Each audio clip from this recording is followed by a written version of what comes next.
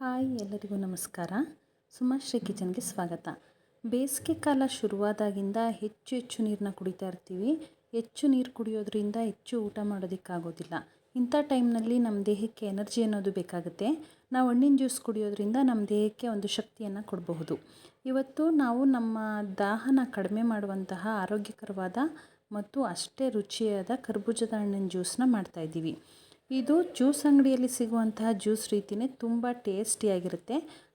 ಇದನ್ನು ಮಾಡೋದಕ್ಕೆ ಮೊದಲಿಗೆ ಒಂದು ಕರ್ಬೂಜದ ಹಣ್ಣನ್ನು ತೊಗೊಂಡಿದ್ದೀನಿ ಮತ್ತು ಸಕ್ಕರೆ, ನಾವು ರುಚಿಗೆ ಎಷ್ಟು ಬೇಕೋ ಅಷ್ಟನ್ನು ಹಾಕೋಬೋದು, ಮತ್ತು ಹಾಲು. ಇದನ್ನು ಕಾಯಿಸಿ ನಾನು ಫ್ರಿಜ್ನಲ್ಲಿ ತಣ್ಣಗೆ ಮಾಡಿ ಇಟ್ಕೊಂಡಿದ್ದೀನಿ.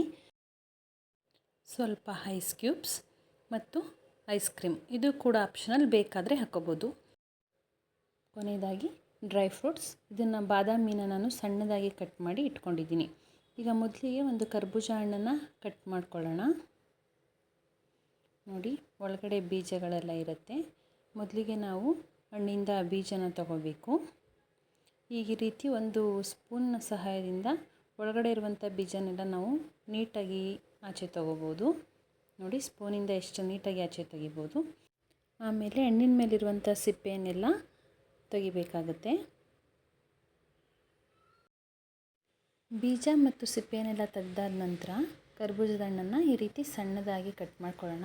ಸಣ್ಣದಾಗಿ ಕಟ್ ಮಾಡಿದ್ರೆ ಬೇಗ ಗ್ರೈಂಡ್ ಆಗೋದಕ್ಕೆ ಈಸಿ ಆಗುತ್ತೆ. ಫಸ್ಟು ಒಂದು ಮಿಕ್ಸಿ ಜಾರನ್ನು ತಗೊಳ್ಳೋಣ.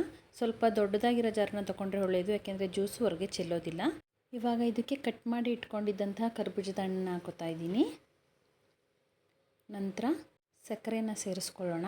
ಸಕ್ಕರೆಯನ್ನು ನೀವು ನಿಮ್ಮ ಸಿಹಿಗೆ ಎಷ್ಟು ಬೇಕೋ ಅಷ್ಟನ್ನು ನೋಡಿ ಸೇರಿಸ್ಕೋಬೋದು, ಯಾಕೆಂದರೆ ಹಣ್ಣು ಕೂಡ ಸಿಹಿಯಾಗಿರುತ್ತೆ. ನೆಕ್ಸ್ಟು ಹಾಲನ್ನು ಸೇರಿಸ್ಕೊತಾ ಇದ್ದೀನಿ. ನಂತರ ಸ್ವಲ್ಪ ಐಸ್ ಕ್ಯೂಬ್ಸ್ನ ಹಾಕೋತಾ ಇದ್ದೀನಿ.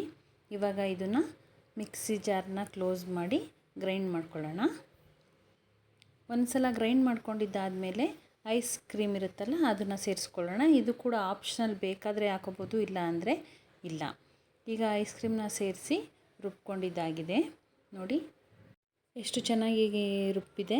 ಈಗ ಇದನ್ನು ನಾವು ಬೇಕು ಅಂದರೆ ಇದೇ ರೀತಿ ಸ್ಮೂತಿ ಥರನಾದರೂ ತಿನ್ಬೋದು, ಇಲ್ಲ ಇದಕ್ಕೆ ನಮಗೆ ಎಷ್ಟು ಬೇಕೋ ಅಷ್ಟು ಹಾಲನ್ನು ಸೇರಿಸ್ಕೊಂಡು ಅದನ್ನು ಜ್ಯೂಸ್ ಥರ ಮಾಡಿಕೊಂಡು, ನಮಗೆ ಎಷ್ಟು ಅಳತೆ ಬೇಕು, ಎಷ್ಟು ಜನಕ್ಕೆ ಬೇಕು ನೋಡಿಕೊಂಡು ಅದನ್ನು ಹಾಲನ್ನು ಸೇರಿಸ್ಕೋಬೇಕು. ನಾನಿಲ್ಲಿ ಹಣ್ಣು ರುಬ್ಬಿರೋದೆಲ್ಲ ವೇಸ್ಟ್ ಆಗುತ್ತೆ ಅಂತೇಳಿ ಮಿಕ್ಸಿ ಜಾರನ್ನ ತೊಳೆದು ಹಾಕೋತಾ ಇದ್ದೀನಿ.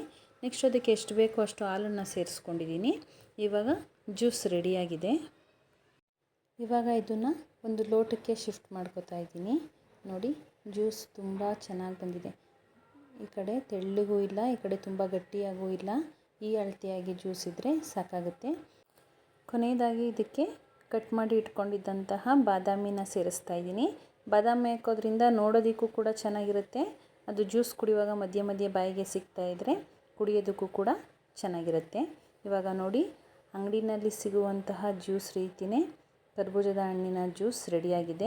ದೇಹಕ್ಕೂ ಕೂಡ ತಂಪು, ಆರೋಗ್ಯಕ್ಕೂ ಒಳ್ಳೆಯದು, ಮತ್ತು ನಮ್ಮ ಬಾಡಿಗೆ ಎನರ್ಜಿ ಕೂಡ ಸಿಗುತ್ತೆ. ಈ ಜ್ಯೂಸನ್ನ ಒಂದು ಸಲ ಟ್ರೈ ಮಾಡಿ ನೋಡಿ, ಹೇಗಿತ್ತು ಅಂತ ಕಮೆಂಟ್ ಮಾಡಿ ಹೇಳಿ. ಈ ವಿಡಿಯೋ ನಿಮಗೆ ಇಷ್ಟ ಆಗಿದ್ದರೆ ಸುಮಾಶ್ರೀ ಕಿಚನ್ ಚಾನಲ್ನ ಸಬ್ಸ್ಕ್ರೈಬ್ ಮಾಡಿ, ಲೈಕ್ ಮಾಡಿ, ಶೇರ್ ಮಾಡಿ. Thank you.